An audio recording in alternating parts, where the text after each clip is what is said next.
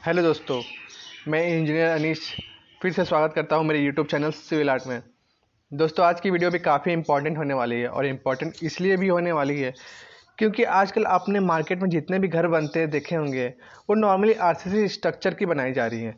RCC कहने का मतलब है हमारा रेनफोर्स्ड सीमेंट कंक्रीट। और आरसीसी स्ट्रक्चर में जो सबसे हमारा महत्वपूर्ण चीज़ होता है वो होता है हमारा स्टील, क्योंकि स्टील जो है वो हमारा कंक्रीट में टेंसाइल स्ट्रेंथ प्रोवाइड करने का काम करता है। दोस्तों, आप तो समझ ही गए होंगे कि स्टील का कितना इंपॉर्टेंट रोल होता है आरसीसी स्ट्रक्चर में। पर दोस्तों, जब भी हम घर बनाते हैं तो हमारा घर मजबूत तभी होगा जब आपको पता होगा कि हमें कॉलम, बीम या फिर हमारा स्लैब में हमें कितने एम का सरिया किस जगह प्रोवाइड करना चाहिए, ताकि जो हमारे घर का जो मजबूती है वो बरकरार रहे। देखिए, आपके पास अगर स्ट्रक्चरल ड्राइंग मौजूद है तो कोई दिक्कत वाली बात नहीं है। पर जनरली क्या होता है कि गाँव या फिर छोटे शहरों में लोग जब भी घर बनवाते हैं तो वो किसी इंजीनियर से संपर्क करके नहीं बनवाते हैं। तो वो क्या होता है कि वो ठेकेदार या फिर मिस्त्री की बातों में आ जाते हैं और वो जितने एमएम का बोलता है सरिया डालने को वो डाल देते हैं। तो मैं आज इसी टॉपिक को कवर करने की कोशिश करूँगा। अगर आप 2 से 3 मंजिला घर तक बनवाने की सोच रहे हैं और आपके पास कोई भी स्ट्रक्चरल ड्राइंग नहीं है, तो आप मेरी कई बातों को फॉलो कर सकते हैं कि आपको फुटिंग, कॉलम या बीम या फिर लिंटल में या फिर रूफ में और या फिर छत में आपको कम से कम कितने एम का सरिया प्रोवाइड करना है, जिससे आपका घर की मजबूती है वो बरकरार रहे। दोस्तों, वीडियो की शुरुआत करने से पहले आप सबसे रिक्वेस्ट है कि वीडियो अच्छा लगता है तो वीडियो को लाइक और चैनल को सब्सक्राइब कर दें, ताकि कंस्ट्रक्शन से जुड़ी ऐसे ही टॉपिक मैं आप तक पहुंचा सकूं। तो चलिए वीडियो की शुरुआत करते हैं। दोस्तों, मैं फुटिंग से होते हुए स्लैब तक का स्टील डाया बताऊंगा ताकि आपको कोई भी कन्फ्यूजन ना हो। दोस्तों, जब भी हम घर बनाते हैं तो सबसे जो पहला हमारा मत आता है वो आता है हमारा फुटिंग का काम। क्योंकि फुटिंग की जाली जब भी हम बनाएं, चाहे वो 1 मंजिला हो या फिर 3 मंजिला, फुटिंग की जाली जो है वो हमें कम से कम 12 mm डाया स्टील की इस्तेमाल करनी है।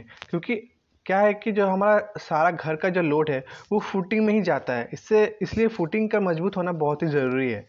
दोस्तों, उसके बाद बात करें तो कॉलम। देखिए, कॉलम अगर आप सिर्फ 1 मंजिला घर बनाने की सोच रहे हैं और इन फ्यूचर यानी भविष्य में आपको कभी भी 2 से 3 मंजिला घर बनाना नहीं बनाना है, तो आप 12 mm का स्टील इस्तेमाल कर सकते हैं। और यदि आप 3 से 4 मंजिला बनाने की सोच रहे हैं और आप 12 और 16 mm का स्टील डाल सकते हैं।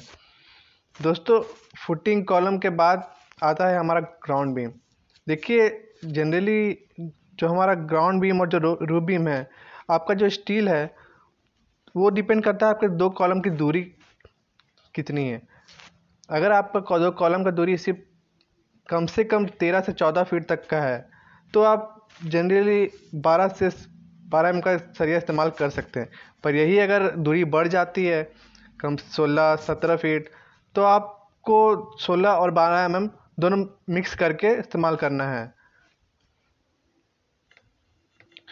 मिक्स करने का मतलब 16 बीम के नीचे की तरफ और 12 बीम के टॉप की तरफ दे सकते हैं।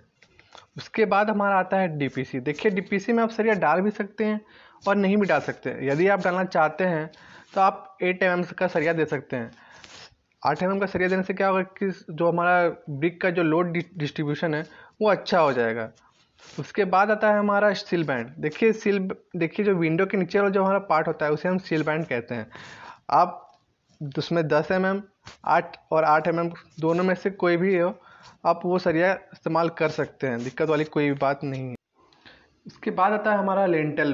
देखिए, हमारा कोई भी बीम हो, चाहे वो ग्राउंड बीम हो, चाहे लेंटल बीम हो, चाहे वो हमारा रूफ बीम हो, जब बीम की बात आती है तो उसमें हमें कम से कम 12 mm का सरिया प्रोवाइड करना ही करना है, ताकि जो इसकी स्ट्रेंथ है वो काफ़ी अच्छी बनी रहे। उसके बाद जो हमारा आता है वो आता है रूफ। देखिए, मैंने पहले ही बता दिया है कि आपको बीम में कोई भी हो उसमें कम से कम 12 mm का सरिया प्रोवाइड करना ही करना है। पर वो डिपेंड भी करता है आपके 2 कॉलम के बीच की दूरी। अगर आपका 2 कॉलम के बीच ज़्यादा दूरी नहीं है, सिर्फ 13 से 14 फीट का है, तो आप उसमें 12 mm का सरिया सिर्फ प्रोवाइड कर सकते हैं। पर यही अगर दूरी बढ़ जाती है तो आप 16 और 12 mm का सरिया मिक्स करके डाल सकते हैं। मिक्स करने का मतलब कि जो हमारा बॉटम जो पार्ट है उसमें हम 16 mm का प्रोवाइड कर सकते हैं, और जो हमारा टॉप का पार्ट होगा उसमें हम 12 mm का प्रोवाइड कर सकते हैं। उसके बाद जो हमारा आता है वो आता है छत। देखिए, लोगों के बीच बहुत कन्फ्यूजन रहती है कि हमें छत में 8 mm, 10 mm या फिर 12 mm का सरिया प्रोवाइड करना चाहिए।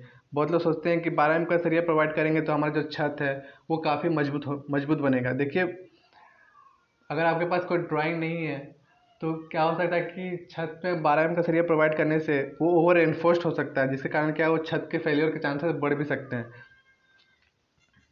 तो देखिए, अगर मैं छत की बात करूँ तो आप बेहतर है कि आप 10 mm का सरिया प्रोवाइड करें।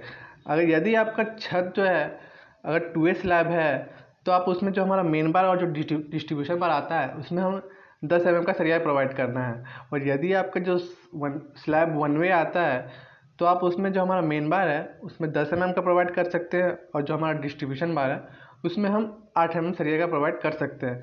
देखिए, 1 वे और 2A स्लैब क्या है मैं आपको दूसरे वीडियो में अच्छे से कवर करके बताने की कोशिश करूँगा। और रहा 8 mm का, तो हमारे जितने भी टॉप एक्स्ट्रा आते हैं 1 वे और 2A स्लैब में उसमें हमें 8 mm का सरिया प्रोवाइड करना है। तो दोस्तों, ये तो बात हो गई कॉलम, बीम और स्लैब की। और यदि बात करें हमें कॉलम और बीम में लगने वाले रिंग की, तो उसमें आपको 8 mm कम से कम देना ही देना है। बहुत लोग क्या होता है कि पैसे इसमें भी पैसे बचाने के चक्कर में 6 mm का रिंग प्रोवाइड कर देते हैं। तो दोस्तों, मुझे उम्मीद है कि आपको आपके जितने भी कन्फ्यूजन थे कि हमें कितने एम का सरिया प्रोवाइड करना चाहिए बीम, कॉलम, स्लैब में, तो वो सारे डाउट आपके क्लियर हो गए होंगे। तो दोस्तों, आज की वीडियो बस इतना ही। उम्मीद है कि वीडियो आपको अच्छा लगा होगा। अगर अच्छा लगा है तो वीडियो को लाइक और चैनल को सब्सक्राइब जरूर कर दें।